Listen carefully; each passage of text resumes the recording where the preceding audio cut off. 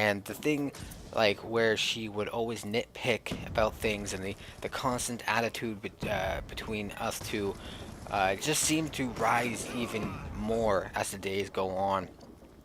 And in the last ditch attempt, I wanted to try and fix it. So I was like, "Hey, I'm gonna come up and spend another week with you."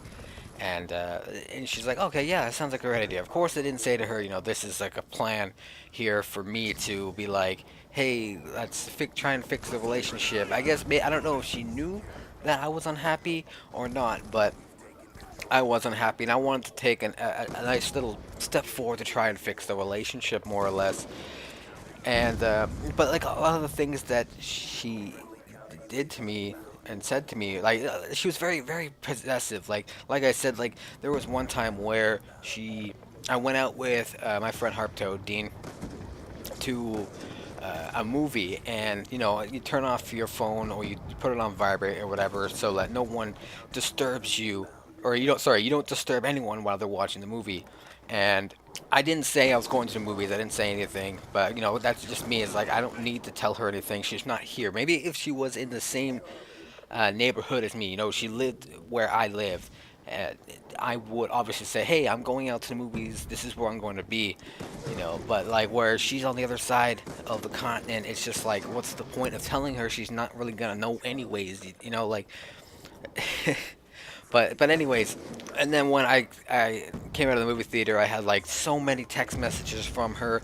It was absolutely insane, and she was just like belittling me just because I went and saw a movie. She's like, "You're supposed to tell me where you're going all the time. I didn't know. I got worried. I thought you were hurt." I understand that she cared about me and all that stuff, but I mean, like I said, it's not necessary, and it kind of annoyed me. But anyways, but like that's not like the only thing. Like I'm not saying like that's like the only time. Like it happened any time I went out and did something, or and obviously it's not limited to me just not telling her where I'm going. But I mean, like, she got very possessive. Like if I couldn't talk to any of my ex-girlfriends that were just friends, we're just friends. Like that's it. Like.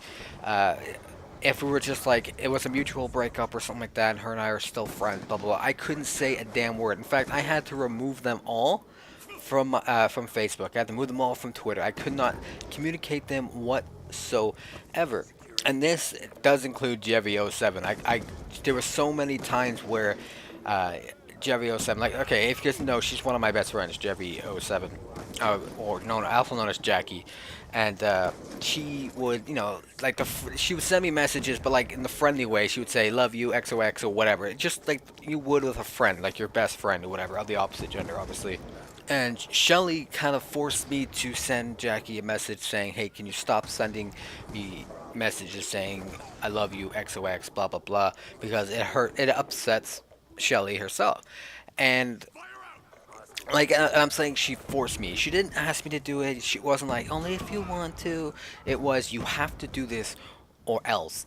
And me being me trying to fix this relationship, I reluctantly agreed to you know send that message to Jackie, hoping that Jackie would understand. But of course, Jackie be Jackie.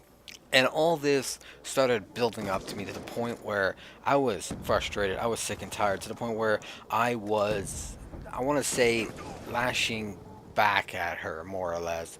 If she was getting mad or frustrated at me, then I would lash back at her, get frustrated with her, and I'll let her know. But like, because usually I'm one of those like, hey, let's calm down, let's settle this kind of guy.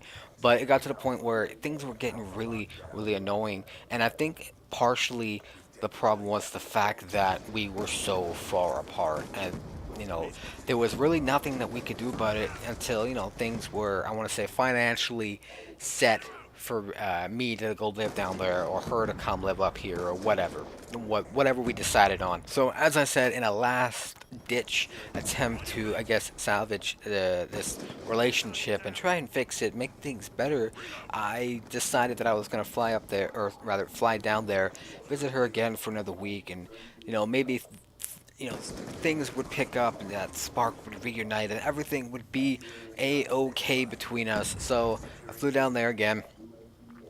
Same story, she picked me up from the airport. We went back to, actually, we didn't go back to her house. I actually got a hotel for the week. And I want to say, I thought like her and I having, I guess you could say more or less like a place to ourselves was going to be good for us, but I think it did more harm than anything because we actually ended up bickering and arguing more often. And I'm a very, I want to say when it comes to my room, I'm a very like cleansy person. It's not often you see stuff on the floor like clothing or my bed sheets and stuff like that. Usually my bed is made, not all the time, but I mean like the bed is one of those things where I'm just like, whatever.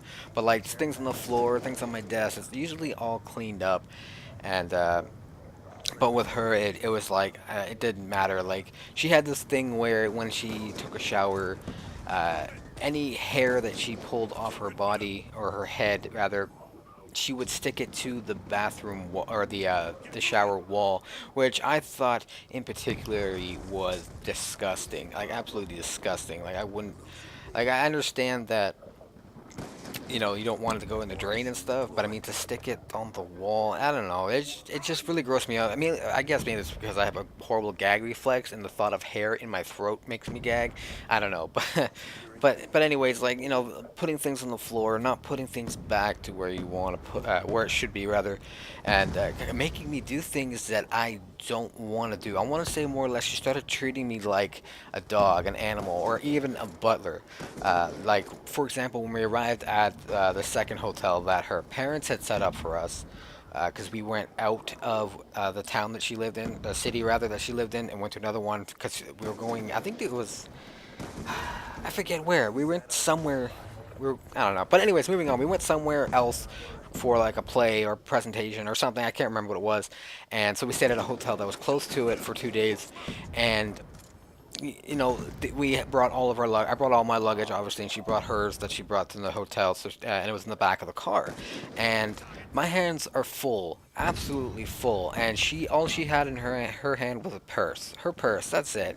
And there was one suitcase left. And then, as I'm getting ready to pick everything up and go, she's like, "Are you gonna take that one too?"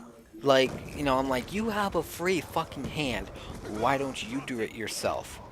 And of course, and I actually said that to her. I'm like, "You have an extra hand. Can you grab it?" And she got upset with me. I'm like, "What? What do you expect? I have 4 suitcases in my hand, and you can't. And you all you have is a purse, and you can't pick one suitcase up." Oh my god! Like, and like, she just like I said, she treated me like a butler. Like, she wanted the code for the internet from the hotel, and but instead she decided to make me call down to guest services to get the internet number or whatever the passcode for the internet. When she was the one that wanted it, she was more than capable of doing it, but then she made me do it. You see what I'm saying?